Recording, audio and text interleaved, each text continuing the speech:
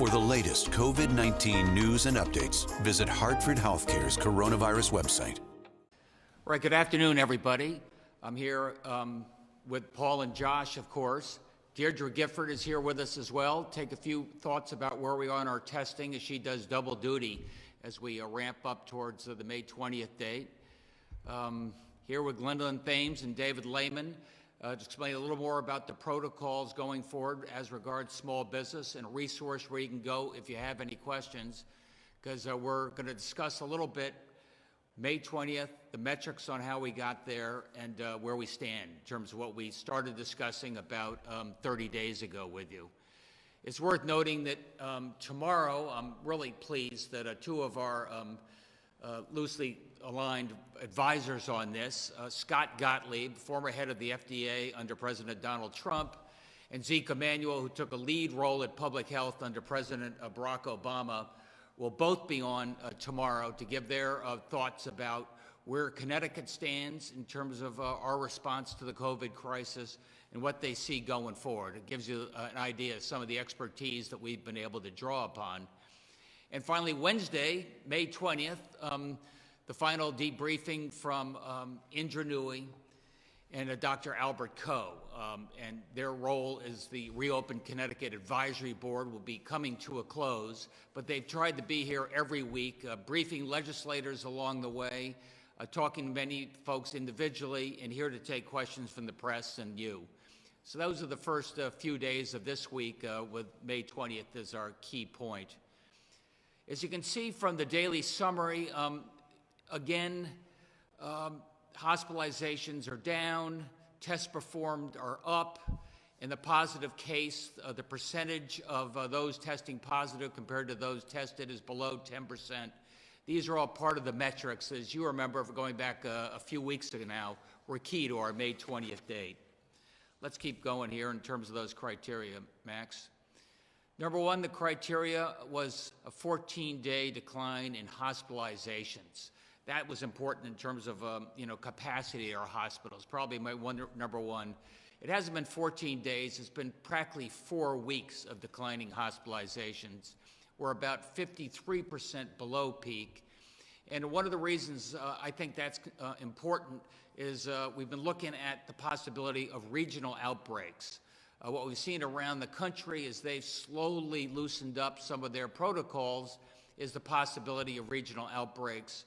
Fortunately, that has not been the case here. We're watching that, obviously, in congested neighborhoods, prisons, and nursing homes. Next up, increasing testing availability. That seemed a little ambitious, probably, when we said 42,000 tests a week, going back a few weeks ago now. We weren't even close to that number. But as you see now, we have achieved that number. We've done 45,000 tests in the last 7 days. So we have probably doubled our capacity in a week or so. And by the way, thanks to the good work of Kevin Lembo and the Controller's Office, we have secured laboratory capacity to double that capacity again by mid-June. And as Deirdre can point out to you, that allows us not just to test first responders, but test those symptomatic and asymptomatic, and allows us to do more broad-based testing going forward. A key metric, we've hit that metric. Next up is sufficient contact tracing capacity. And as Josh had said, what was important was we get this program up and operating before May 20th, and that we have done. We've got the Microsoft platform live, operational. We have a number of our health departments spread across the state now interfacing on that platform. This is important as we help roll this out, the local health departments around the state, staffing up with our own internal folks, lots of volunteers. I think I mentioned there's even a class at UConn on contact tracing. So we're going to do as much as we can with volunteers, as much as we can with our local health departments. I know we have enough capacity right now, assuming there's probably, one person per 12 COVID-infected folks that we can trace and grow from there. Next up, protect vulnerable populations. And this is so important, as I've said dozens of times. It's the right thing to do for these people, and it's the smart thing to do in terms of public health. As you know, we're out there testing across the board for our nursing homes and direct care workers. Correction staff, sort of interesting. The commissioner said today that we have done testing asymptomatic across a number of our correctional facilities, and we came up with about 28% folks that tested positive for COVID, 28%. Compare that to some of the correctional facilities in Ohio, which are at 80%. So I know this is a group that people have been focused on. I want you to know that Roland Cook and his team, I think at Corrections, have done a good job of getting folks who tested positive, get them quarantined off, and protect the rest of the population. You know, so far, so good. And finally, the at-risk urban communities. That's because these are folks due to some pre-existing conditions. These are folks who live in more congested areas. These are people that are most likely to get infected, more likely to suffer complications, more likely to have a flare-up. And Deidre will describe in more detail what we're doing to build out our testing capacity into these communities. You heard about CVS, and they're opening up 12 new facilities. They are now up and operating. New facilities, additional facilities in urban areas in the southern part of the state to be announced very soon. Next up, adequate healthcare capacity. Different states look at this in different ways. Do you have 30% excess capacity? We've got a lot more than that. Josh and his team have thought that, look, we want to have 20% of beds occupied by COVID-19, less than 20%. We have found previously that we can make additional capacity available for COVID as needed if there was a flare-up. Look how fast our amazing hospitals did 6 weeks ago. But that said, I think we have about 11% of our beds right now with COVID-related patients, a number that's been going down for some time. And that, again, is our criteria, and we have met that. The adequate supply of PPE. We were there in the New Britain warehouse. I think you saw that we have a stockpile that's not 30 days of supply, but more like 60 days of supply. I think you know that it's more available. Supply and demand are matched. Businesses large and small are beginning to secure a lot more of their own PPE. I think maybe you know that FEMA is drop shipping today or tomorrow, I think, Deidre, PPE to each and every one of our nursing homes to make sure not only do they have adequate gowns and masks, but they have a stockpile, they have an inventory going forward. In addition, we have bulk purchasing agreements that we'll be able to describe to you in a few minutes to allow businesses, large and small, to get the same low-cost pricing that we've been able to secure. You'll be able to get that. And by the way, we distributed 50,000 thermometers, over the last few days to businesses, large and small, to make sure they can provide at least an early detection for people going into the small business, the store, the big box, others, ways that you can, again, screen out and make sure that we keep you safe. Next up, appropriate workplace safeguards. There, I think Connecticut really has been a leader. Thanks to David Lehman, thanks to our Reopen Committee, thanks to working with restaurants, thanks to working with the Retail Association, thanks to working with many of you, we've come up with a more detailed, clearer set of protocols and graphics to give people a confidence that when they open, they know how to open, know how to keep their employees safe, and know how to keep customers safe. And if you want to open up successfully, you're going to have to give those customers and employees a real sense that you understand how important their health is. So those were our criteria going back probably a month or so. I think we've hit those criteria. I'm really proud of our team for what they've been able to do. Proud, especially in terms of testing, which was a big push. We've hit that hard. Proud in terms of PPE. We talked about that a lot. We have hit that mark and exceeded that. Proud in terms of getting that contact tracing up and operating. These were key things we wanted to do before May 20th. And that's why we think we're ready to do May 20th on a very safe way, a limited way, taking those baby steps, as Indra would say, but slowly get our economy moving again for each and every one of you. And with that, I'd like to introduce, I don't know whether Glenn or David, you'd like to take this, but announce a little bit what we're doing for our Small Business Reopening Resource Guide. Gwendolyn?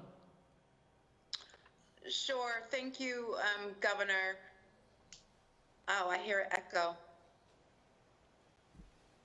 Can you hear me okay? I think so. Yes, Okay. we can. All right. I'm sorry. I'm hearing an echo on my end. But again, thank you, Governor. We've been very focused on helping businesses navigate these very challenging times. And now that we're in the phase of reopening, we've published the rules. And so folks have a better understanding of what is required to comply and provide a safe and healthy environment for their employees and patrons. We are now focusing this effort on, okay, how do you actually do that? We know the what through the rules, but now how do you practically apply these rules to ensure a safe and healthy environment? And so today we've launched the Small Business Reopening Resource Guide. This was a collaborative effort through the Office of the Governor, Advanced CT, and our team at DECD, along with a host of community and business support organizations such as the Women's Business Development Council, the Small Business Development Resource Center, the Spanish American Merchants Association, HEDCO, many regional Chamber of Commerce, the Capital Region of Council of Governors, Lyle Ray, he has been the chair of this task force, so I just want to give him a huge shout out. A lot of effort went into this guide to, again, ensure that we're helping businesses navigate.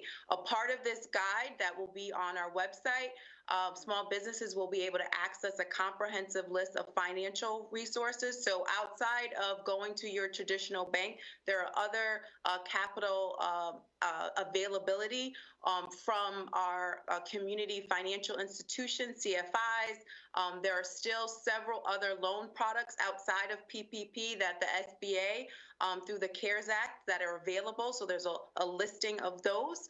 So I encourage everybody to continue to take the look at those and evaluate those as we begin to reopen. In addition, there are resources relative to employee training and support. There are going to be new guidelines and a new rigor relative to keeping our businesses safe. And so this provides guidance on how to do that, how to get employees trained. In addition, physical layout solutions. So to the extent that you have to now think about social distancing in your work environment, this provides some support and solutions for that. And then most importantly is a list of geographic suppliers that have been vetted, some of which the state of Connecticut is using, and then that have also been vetted through businesses that have used these vendors and or Chamber of Commerce who have relationship with these vendors. So this is a vetted, secure list of suppliers for PPE, whether it's sanitizer, face shields, gowns, masks, or what have you, plexiglass partitions that are going to be required.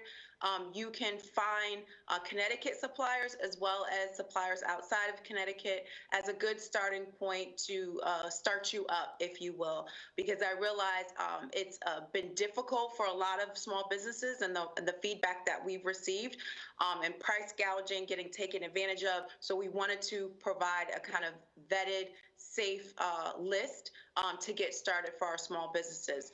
In addition, I just want to mention we will be launching in partnership with the Small Business Development Council, centers rather, a series of webinars that you'll be able to get further information on our website. But these are really opportunities to go into some level of detail relative to reopening and having best practices, having other restaurants, retailers that are doing really cool, innovative things to provide some role modeling for businesses to get to get ideas and kind of share peer networking and peer learning, if you will. So that's something that we'll be launching this week as well. So with that, I'll stop. Thank you. Hey, thank you, Glenn. Now let me introduce to you somebody very busy, Deirdre Gifford, our Commissioner of Social Services and Acting Commissioner of Public Health. Thank you, Governor. Good afternoon, everyone. So we just wanted to end with a few points about the approach from a public health perspective starting on May 20th. So we understand that it's been challenging to comply with all of these stay-at-home the strategies that the governor has put in place. But it's really important from a public health standpoint that we don't let our guard down. And the reason that it's important is because we don't want to see the infection rate start to climb again. So here are a couple things, just as reminders. We should be wearing our face masks or a cloth face covering at all times when we're in public. If you're outdoors and you can safely maintain a 6-foot distance from people that are in your vicinity, it's okay not to have the mask, but you should have your mask with you and continue to wear the mask, definitely indoors, and when you're not able to keep a 6-foot distance from others. Again, the gathering sizes should be limited to a maximum of 5 people. That's to decrease the odds of transmission. And residents who are 65 or older, or those of you that have high risk factors, are encouraged to continue to stay at home as we have been doing over the last weeks. And all of these strategies are designed to prevent increases in infection. So it's very important that at the same time we're taking these measured steps that the governor has just described, that we're also keeping our guard up around preventing infection. That the infection is not gone. The virus is still with us, so we need to continue to take these important steps, which have really helped Connecticut bend the curve. It's helped our hospital systems. You've seen the number of hospitalized patients going down consistently, and that's because of all of the social distancing that we have, everyone, all of you have been so compliant with. So it's very important to keep our guard up after May 20th. Thanks, Governor. Thanks, Deirdre. Any questions? Channel 3 Eyewitness News. Yes, Governor, we hit all of these 7 metrics. Looking forward to phase 2, though, will these metrics change, or will there more be added as we look forward to phase 2? Yeah, what phase 2 will do is as follows. We're going to have a lot more of the contact tracing as we ramp that up dramatically. I think you saw that we're going to be doing a lot more testing in terms of asymptomatic testing, so we'll have an even broader universe. And frankly, we'll have another few weeks of observations of what's going on in this state, in this country. We've got places like Georgia and Oklahoma that have already opened up for a month now. But a month's a short period of time. But we'll have a longer period of time in which we can analyze the effects. I think those will be some of the key things that we'll learn between now and the next reopening. And one of the bigger headlines is the hair salons and barbershops waiting until early June. What were some of the obstacles that some of the owners were making you aware of that led to this decision? Yeah. A couple of things. We looked at it from a pure health point of view. We had our committee say, these are ways that you could open up a salon. These are ways you could open up a barbershop. These are ways that you could do it safely. But in the last, week, a few days, 2 things happened. I would say, number one, I heard from a lot of the stylists. I heard from a lot of the folks that run the hair salons. And they said, give us a little more time. We're just not ready. We're not ready from, the employee point of view, feeling comfortable coming back, getting some of the cleaning agents and things they wanted. They wanted an extra, a week or 2. So we've said June 1st.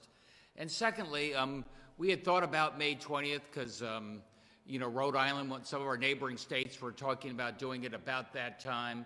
And they are now going to push off another week or 2 as well from that May 20th date. So we can still work in collaboration with our regional states, at least Massachusetts and Rhode Island, and give our, hair salons and barbershops just a little more time.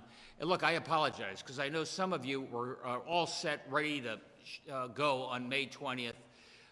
Give us a little bit more time for all your peers to get up and operating, and make sure your employees feel confident and comfortable going back, if appropriate. News 8.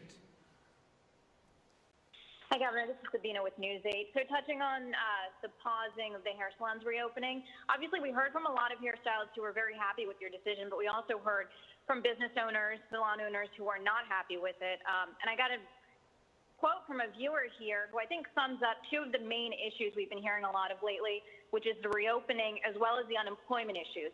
So our hairstylist says that she was spending money she didn't have so she could make some money this week so she could pay her bills. But now she's being told she can't, and she says she still can't get unemployment through the PUA system because she can't reach anybody at the Department of Labor to help her with her application. So I'd like you to comment on that. Well, two things I'd say. One, for the those self-employed, we are making those payments on a daily basis. But there are a number that were not filed appropriately. Those have taken a little bit longer. I apologize for that. In terms of May 20th and ready to go, we just heard overwhelmingly from a lot of the folks who work in these salons, they want a little more time. Child care was another big issue for many of them. Many are, moms, and they just said, we need a little more time to find a safe place for our child, and we said, we'll give you a little more time. And as far as the timing of your decision, why wait until 2 days before reopening was set to begin? Two things, like I said before. One, Rhode Island changed their direction. Massachusetts was, coming on board, I think, in about a week. And again, I listened. I mean, I was on the phone with a few hundred stylists just 5-6 days ago. And they were so thoughtful and responsible. They said they want to get back to work. I understand what it means, but we need a little more time. We don't feel comfortable, and we need a place for our kids. We said, we'll give you a little more time. Move along next to NBC Connecticut. Good afternoon. A report out last week said that nationwide, 100,000 small businesses have been lost during the pandemic. Are you guys tracking that figure here in Connecticut? And if so, what is your estimate for our state? Did you hear that question, David?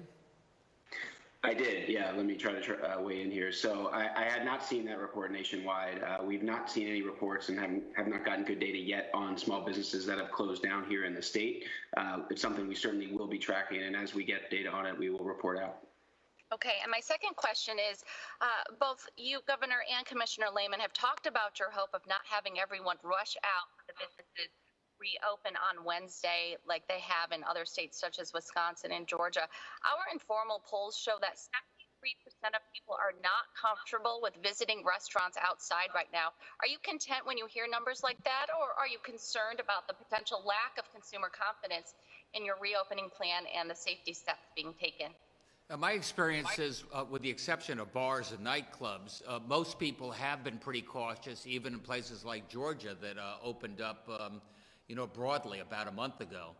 And my instinct is, and it'll be my personal instinct as well, that I will go back cautiously. I'll take a look at that outside eating facility. I'll see whether it looks like they're following the protocols. It looks like a place that I feel safe, and Andy and I would feel safe having dinner there together.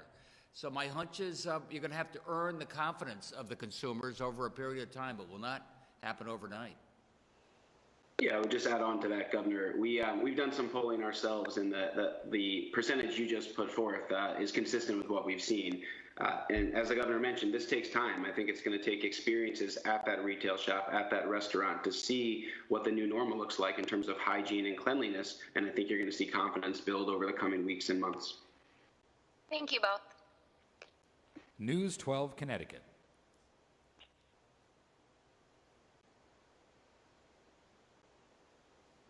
WTIC 1080 News.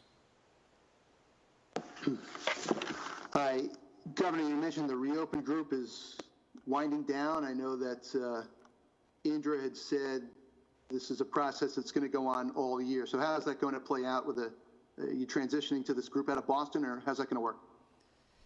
No, what we've got is Deirdre and Josh and our team, our commissioners. We've gotten so many insights from the Reopen Advisory Board. They'll still be there as friends, but in terms of the day-to-day, they were putting in hundreds of hours a week. This was nonstop for them. Look where they came in the course of 30 short days. At the same time, as I've said, briefing legislators, doing the press and the such. So we're going to now focus more on what we're doing internally as we implement these protocols going forward. And you're right, we did hire BCG. They're going to be working for us as we figure out how best to implement these in a thoughtful way and how to coordinate with our regional neighbors. The Associated Press. Good afternoon, everyone. Governor, what would actually trigger the decision to maybe put the brakes on the plan to reopen? Are you looking at anything in particular, or right now is it pretty much a done deal? No, I don't want to have to change direction, but if I saw that there was a spike in infections, I saw that there were flare-ups. As Deirdre said, we saw that people were getting more and more casual out there, and when it came to masks, when it came to distancing, and that was reflected in infections, that was reflected in hospitalizations, the number of COVID-related patients pushed up past 20%, then we'd have to change gears. I don't think that's going to happen, not in Connecticut. And on Friday, Department of Corrections came out with a news release that said that more than 100 prisoners at Osborne had tested, they had tested asymptomatic positive for COVID. And they were still waiting for a couple hundred more tests to come in. Do you have any update on that? And also, are you seeing a similar situation in other prisons? Do either of you have any update on? No, hi, Paul Mounds here. So the governor said in his earlier comments, based upon our unified command call, that DOC reported the 28% of those incarcerated that they tested positive asymptomatic was 28%, which is drastically lower than what we've seen in other states, including Ohio, which is at 80%. We're going to be constantly getting numbers on the day-to-day basis. Be happy to continuously update you. Roland Cook and his team, based upon those very numbers, have been working very diligently to protect not only those who are within our facilities, both as employees and workers, but also in those who are currently incarcerated, and will continue to do so. I'm sorry, Paul, I lost my signal in the beginning. Have you received any test results from those outstanding tests?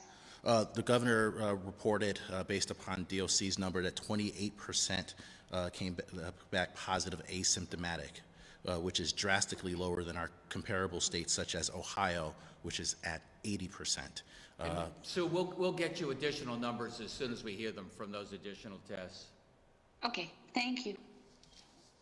Boceto Media. Good afternoon. Governor Lamont, New York has proposed the American First Law, refusing bailouts for companies that don't rehire. Is Connecticut going to approve this proposal? And are there any other steps that the state will take in regards of employers taking advantage of some type of economic stimulus to not hire their workers back to the positions? Yeah, let me start with that. It's the question of employers maybe taking advantage of employees, particularly employees of color, Hispanic, who don't have the necessary defenses. We're going to be very strict on that. We've got a 211 hotline. You can go there if you don't feel comfortable personally doing it. Just let us know the employers, those that are taking advantage. We want to make sure your rights are protected. Okay, are you going to approve or considering to approve the emergency relief fund for those who didn't qualify for federal or state economic relief? Do you want to take that, Paul? For those that aren't eligible, perhaps undocumented, for federal emergency relief or unemployment. We have put forth various other programs, and what I'm going to do, I'm going to pass off to Deidre, who can speak a little bit about that from the DSS and DPH perspective. Yeah, so from the perspective of health care for individuals who may be impacted by a COVID infection and don't qualify for Husky or other benefits because of their immigration status, there is a coverage under something called emergency Medicaid. for an individual to have the costs of their treatment or hospitalization covered. In addition to that, through the Unified Command, under Commissioner Lehman, there has been a lot of work to look at unmet needs of the undocumented populations and document those, and then get to work with local communities and other partners to develop strategies to meet some of those unmet needs. And those conversations are ongoing, and there's a lot of activity happening there. Do you have any information of when you will have a decision about that conversation? I'm sorry, I didn't hear the end of your question. Do you have any information of when that decision will be made? A date, let us get back to you on some specific dates when we might be able to make some announcements in that regard. Thank you. You're welcome. Hearst, Connecticut Media. Thanks, Max. Hi, Governor. I'm sorry if this is splitting hairs, but did you say June 1st is the target date for hair care companies and salons? Yes. Okay, thank you. And also, I was talking to some minority representatives in the hair care industry, and she was talking about a desperate need for some kind of financial relief for some of these black and brown businesses. Could I ask David to talk a little bit about that? Sure, Ken, I just want to make sure I understand the question. What type of relief? This is in addition to some of the federal programs and the Connecticut bridge loans?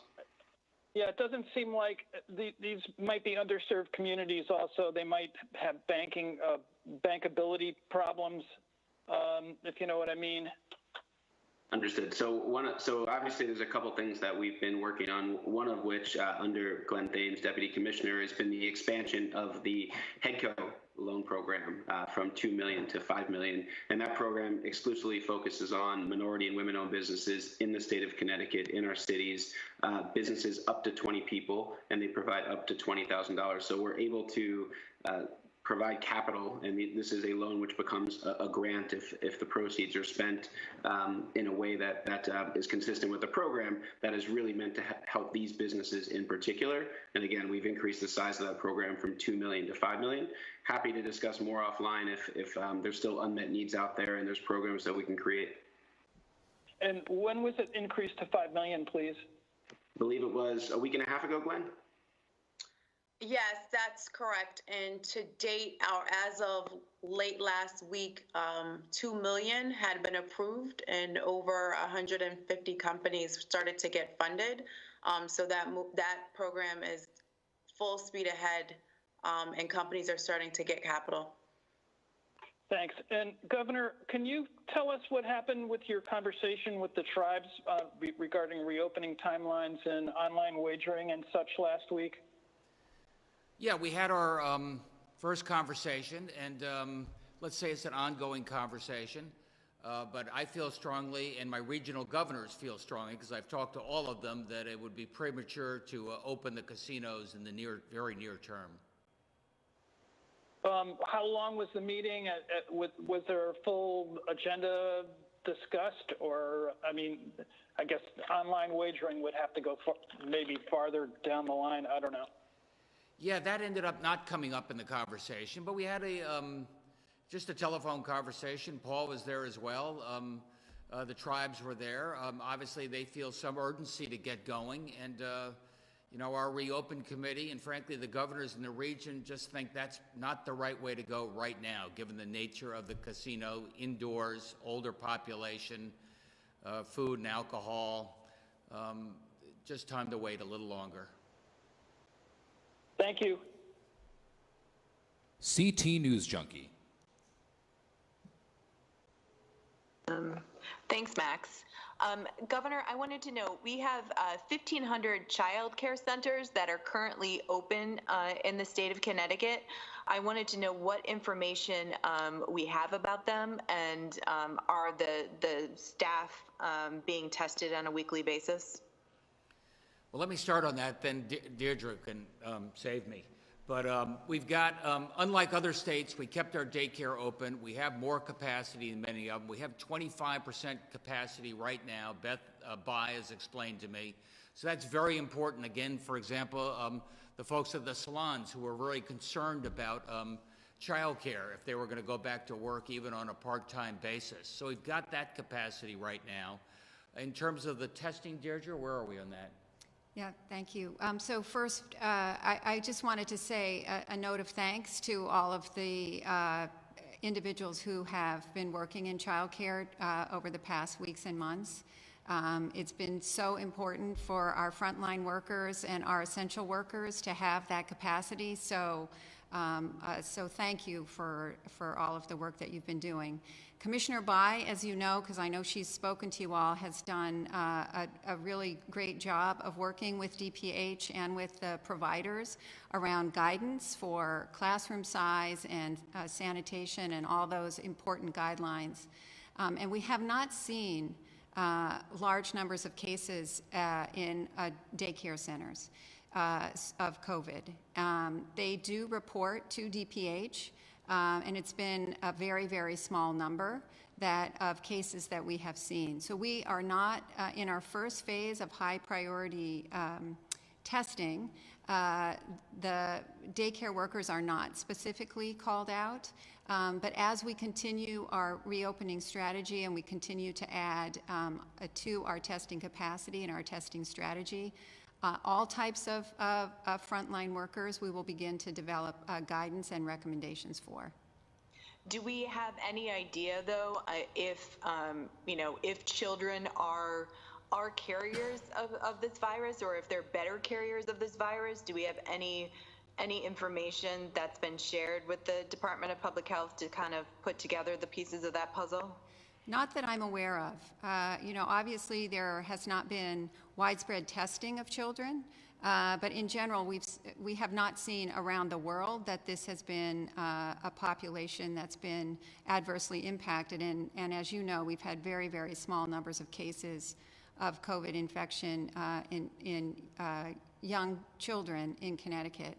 And we're learning a lot more about COVID-19 infection. Every day we learn more information. And so, this is going to continue to evolve as, the scientists and researchers get busy better understanding transmission and who might be an asymptomatic carrier, et cetera. And Governor, what happens if a barbershop or a salon opens before June 1st? Don't open before June 1st. Those are the rules. And we'll be setting out some enforcement mechanisms in the next day or so, just to be clear about that. Okay, but the stylists are allowed to go to somebody's home and collect unemployment, but also cut their hair at somebody's home, I guess? I don't know. Somebody want to speak to that? I'll jump in. Governor, I'll jump in. Christine, they shouldn't be doing that. So if they open before June 1st, they'd be in violation of the executive order from March that dictated essential businesses versus non-essential businesses. Okay. Yep. Hartford Current. Hi, everybody. As testing has increased, do we have a sense of, has that testing mostly been the targeted nursing home prison population testing, or has the state begun to collect more samples at hospital locations? Because I understand that getting patients out to those locations initially was a problem. Want to try that, Josh? Yeah, it's been a combination of a number of different areas where we've seen significant increases in our testing. So the ones you mentioned, really all of those focus populations that the governor talked on earlier oriented around our strategy to protect the most vulnerable. So it's prisons, it's nursing homes, it's first responders, other congregate settings, and in particular our most vulnerable, heavily impacted urban communities as well, where there's been a tremendous increase in testing activity both led by the state, led by some of our large healthcare providers. Hartford Healthcare has been very proactive about getting out into the communities in Hartford in particular to increase testing. And then generally also, I think the word is getting out about the need to go get tested if you've experienced any symptoms at all. We've really encouraged people, if you have any kind of fever, cough, diarrhea, shortness of breath, to really err on the side of caution and to go get tested. Or if you get contacted by someone doing contact tracing, become made aware that you've been in close contact with somebody who's tested positive, to go get tested. And I think all of those messages and all of those strategies are building upon each other that have helped us achieve our goal to get to 45,000 tests in the last 7 days and to keep going from there into wave 2. Mm-hmm. I also wanted to follow up on a question from earlier. As we move past May 20th, are there specific concrete numerical benchmarks that if the state falls below, you would start to roll back some of this reopening, just in the same way that there were benchmarks that allowed you to proceed with the reopening? Yeah, and as the governor alluded to, this is all part of what we're going to be talking about on Wednesday with Dr. Coe and Indra coming back, looking at our phase 2 goals, criteria, and potential rollback criteria as well. One more thing for me. Is there any reason that you haven't released hospital admissions as a statistic as part of all of this, as opposed to total hospitalizations? We've done that several times before. We could do it again. The data is a little noisy just because when someone comes into the hospital, oftentimes they're considered a PUI. So until they're tested and you find out if they're actually COVID positive or not, that data is a little noisy. But we've shared that data before. We can certainly do it again. All right. Thank you. Waterbury Republican American.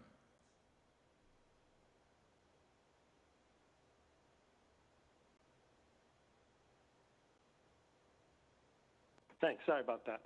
I have a question for Dr. Gifford. What is the expectation after we reopen? Other states are seeing increases in infections. What's the expectation here?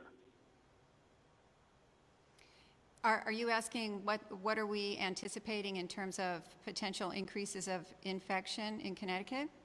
Is that your question? Yes, after we reopen. When people start basically encountering each other, and probably some people may be asymptomatic, or maybe exposed to people who've had the disease. So I'm just wondering, is there any kind of forecast expectation? Right.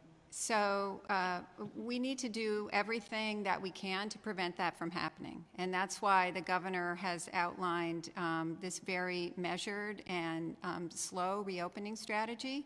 And it's why the testing that Josh just described is so important.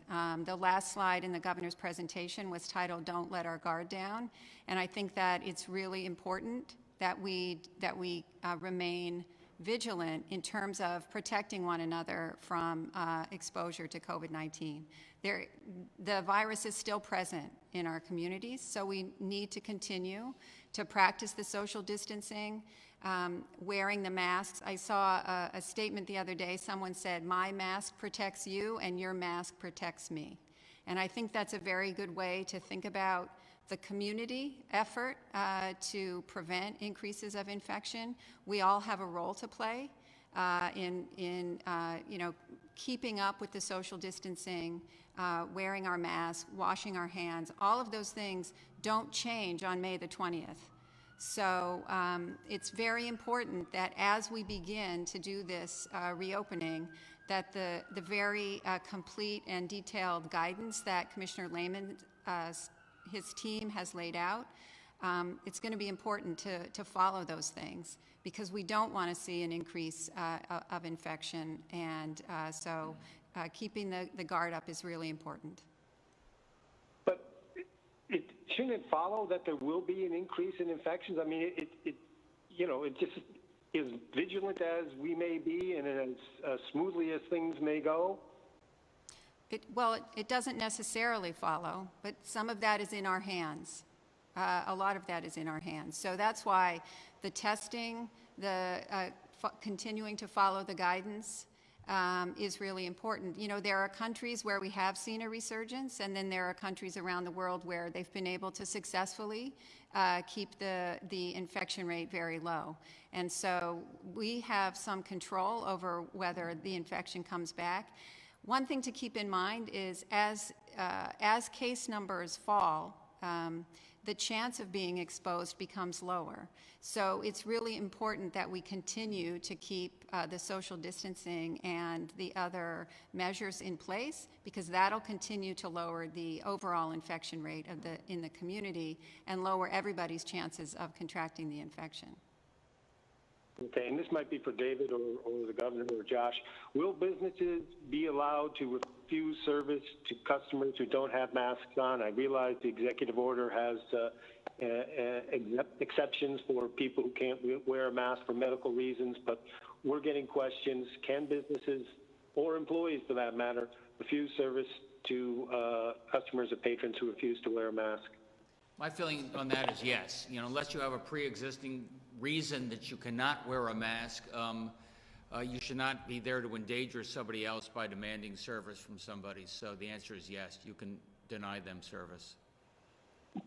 And will that be in any guidelines that are presented to businesses? David. It's not, but like the governor said, I think we view this the equivalent of no shirt, no shoes, no service for COVID here. No mask, no service, and that's up to the business, but that's what we'd recommend. Okay, thank you very much. Connecticut Mirror. Let me follow up on what David just said to Paul. You saying it's up to the business whether they enforce the mask restriction? No, Paz, what I'm saying is if the executive order that governs masks and social distancing is out there, that's for all people of the state of Connecticut. The question was for a specific business owner, they have the right to basically not let someone in their business if they're not wearing a mask. Okay, but my understanding is it's more than that. They are under requirement not to permit people. Is that incorrect? That's been my understanding. Well, so in the executive order, there are exceptions for people that cannot wear a mask because of medical reasons, and certainly very young children as well. Sure. So someone might feel they have a eligible medical reason not to wear a mask. We're giving the right to that store owner to refuse service to that individual, but that individual might still be complying with the EO. All right, so that's that limited circumstance. Very good. I want to follow up on something I asked a while ago. Has the administration given any further thought as to whether or not you're going to issue guidance to people who will continue to seek unemployment after they have been called back to work, but because they believe they have a risk factor? Or are you just going to, will this be a case-by-case evaluation based on existing regs, which have some broad language about the suitability of work and that health risk is a factor in suitability? Did you get that, Governor? I got it. I'll start with it. Look, if you're over 65, you got a pre-existing condition. I have an executive order that says, you should not go to work. From my point of view, you should be eligible for unemployment compensation in a situation like that. Okay, but you think that's clear enough and you're not going to put out any further guidance? Is that correct? I think that's correct. I think it's clear enough, and DOL is interpreting it as such. Okay. And then last question, on testing of these vulnerable populations and at nursing homes, I take it this is a dynamic situation. In other words, that the testing will continue at these homes. It's not like you're going to go through a home and try to test every employee and every resident. Or am I wrong? Is it the effort to have a list, go through that list of nursing homes and try to do a complete test, on any given day while you're there? Yeah, you want me to take that, Josh? Sure. Okay. So we are right now, as we speak, performing what we're calling a point prevalence survey in nursing homes, and that is in fact a process by which we are testing every resident in every nursing home in Connecticut. And we're doing that for two reasons. One is to better understand the rate of infection among our nursing home residents, which we already know is high, but this will give us a completely accurate view. And the other, and equally if not more important reason, is because we want these facilities to be what we call cohorting individuals who are COVID positive. And that will prevent the infection from spreading to individuals who are not COVID infected in that facility. So our facilities have been doing this right along, but with universal testing, they will be able to really even more implement this cohorting strategy, which will further decrease the chance of spread between infected and non-infected individuals. Thank you. I'd only add to that our desire as well to test nursing home staff, ideally at the same time, and then on an ongoing basis as our lab capacity continues to expand. That's a population that we hope to test on a more repetitive basis. We are a little frustrated by how long it's taking to get the staff testing ramped up. There are some union-related issues that need to be resolved with the nursing home operators. We're doing everything we can to try to support that and push that along and stand ready to support that any way we can. But our goal is to have everybody in that nursing home tested at the same time for obvious reasons to support the cohorting that Deidre mentioned. Well, wait, let me ask about the unions, because you're going to get calls on this. What do you mean? Are you talking about requiring test of people? What is the union-related issues that you're speaking of? Well, they have questions about where they'll be tested. Should they be compensated for the time it takes to be tested? There's different unions involved. They'd have different questions, different issues that want to get introduced into the same discussion. So we're just trying to push forward and get people tested as quickly as we can for the public health value of that and importance of that. And we are meeting multiple times a week to try to resolve whatever issues remain. Thank you. The Day of New London.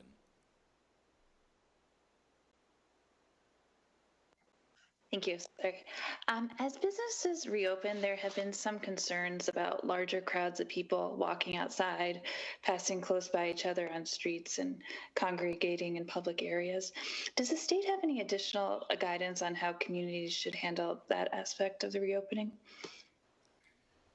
Yeah, whether those stores are open or not, I think you're going to find with warm weather there are more people outside and there may be a little more congregating. And I know this makes it even tougher to stay socially distanced, but it doesn't mean it's any less important. And as I've said many a time, rather than us out there enforcing everything person by person, it's a lot better than you go up to a neighbor and say, please keep your distance. I think it's safer for you and it's safer for me and safer for your friends. And I'd say the same thing when it comes to stores that are crowded or whatever. And as you know, we also have the 211 hotline. So if you don't feel comfortable doing this yourself, give us a call and we'll enforce it for you. Thank you. Connecticut Public Media. Well, we reached the 45,000 test mark you just said over the last 7 days, but you originally had said 42,000. Wondering, how did you come up with that figure of 42,000 tests per week in order to start reopening the state? That was an analysis done in conjunction with our Reopen Advisory Group and some of the public health experts at DPH and others on our team to try to assess what it would take to not only dramatically broaden our testing of anyone with symptoms of COVID-19, but also to have enough capacity to begin testing those vulnerable populations that we've discussed a couple times on this call. So that was the goal that we set that would give us confidence to begin our phase 1 activities, and I'm really appreciative of all the hard work of a lot of people on the team that got that done. And then over the weekend, I believe Saturday, there was 9,000 tests done. Is that a big spike? Is that an anomaly? Is there any reasoning behind that massive amount of tests being done? I think in that one day, over the weekend, there was 8,800 or something. There was, some labs still report manually, and so the team at DPH has to, get caught up on certain groups. But generally, it will be a little lumpy from day to day as we're going out and blitzing some of these correctional facilities and nursing homes. So you'll see some lumpiness over time. But generally, the trend line, when you look at it, is moving in the very positive direction. And the last question, when the task force is disbanded on Wednesday, will the Boston Consulting Group be running state policy on the pandemic? And how will the press and the public be able to know how they're arriving at the decisions they make? We set policy. That's our job. Just like we set policy, we got some advice from the reopening committee. You know, me surrounded by some of the best advisors in the world, I think we made those policy decisions. And it's a judgment, as you know. And now when it comes more towards implementation, we're trying to get the best and the brightest to help us with the implementation. And that's why we thought the Boston Consulting Group, because they're doing this for other states, their ability to find best practices, their ability to help us coordinate with other states. But at the end of the day, it's Connecticut policy, and we make that policy. Yeah, and Governor, can I just add, because I've seen in a couple articles over the weekend, there still seems to be some confusion on this point. Governments and large businesses hire consultants all the time to help analyze complex problems. This is routine in normal times, right? And we're in the midst of a once-in-a-lifetime public health and economic crisis right now. And I think the people of Connecticut expect us to move quickly and thoughtfully to protect their health and mitigate this financial damage. And most people I've spoken to are strongly supportive of us bringing in additional help from a top firm to support the governor's response efforts, just like other states have done, and to help ensure that we're moving at crisis speed. And that's what BCG is here to do, help. Next. And in terms of the press or the public, how would we be able to know how they're arriving at the decisions they make? Will they join you in some of these? They don't make decisions. The governor makes decisions. They help do analysis. They help do research. They help us synthesize feedback we're getting from various stakeholders, and they work with our commissioners to help bring that analysis together. And then our commissioners and our leadership team bring recommendations and analysis to the governor, and he makes the decisions. BCG is not a state agency. Fox 61. Hi, Governor. Zania Maldonado, Fox 61. You mentioned enforcement mechanisms. With phase 1 reopening 2 days away, is there any update specifically on how these guidelines will be enforced on the state level, or will it continue to rely heavily on local city and town leaders to make sure people are complying come this Wednesday? My understanding is there'll be an executive order that gives guidance to the municipalities on enforcing this. We'll be there to back them up. We've got state police, we've got others in the community, so we'll be there to stand up. And as I said before, we've got a hotline that allows us to act as a traffic cop, so we know where there may be folks that aren't following the key protocols going forward. And many people are quick to understand aligning bars and restaurants and shopping with other nearby states in terms of reopening, but talk about why it was important to align the opening of hair salons and barbershops specifically with Rhode Island. We made our own choice on that, but it did seem to me thoughtful that if we could do it in association, at least with Rhode Island and Massachusetts, it made some sense. We were both trying to prevent people driving back and forth across the border. I think your case is well taken. Unlike a bar where people may drive an extra 50 miles, perhaps a hair salon, people would be more circumspect before they do that driving. But we just thought it was appropriate if we could do it together. It made sense to do it. We were all pretty much within the same time zone, so we did it together. I would just add, Governor, on that, if I may. With Rhode Island's opening plan, Connecticut is most similar to them. So retail for browsing, they've recently opened up. They're opening up, I believe, today, restaurants for outdoor service. And then their hair salons will be in early June alongside us. So we are very similar to them in terms of phase 1 or phase 1+2. And then recently Massachusetts put out their plan, I think this morning, and on hair salons, I think they're opening theirs up May 25th, so a week from today. So regionally, especially the eastern portion of our state, there's a lot of consistency on those points. All right, sounds like that may be our questions. I got to thank each and every one of you folks answering these questions. I'll just say one thing. There'll be some protests back and forth on both sides of this debate. This evening, there may be a group called Hear Our Voice, And these were barbers and salon folks that said, maybe we're going just a little too fast.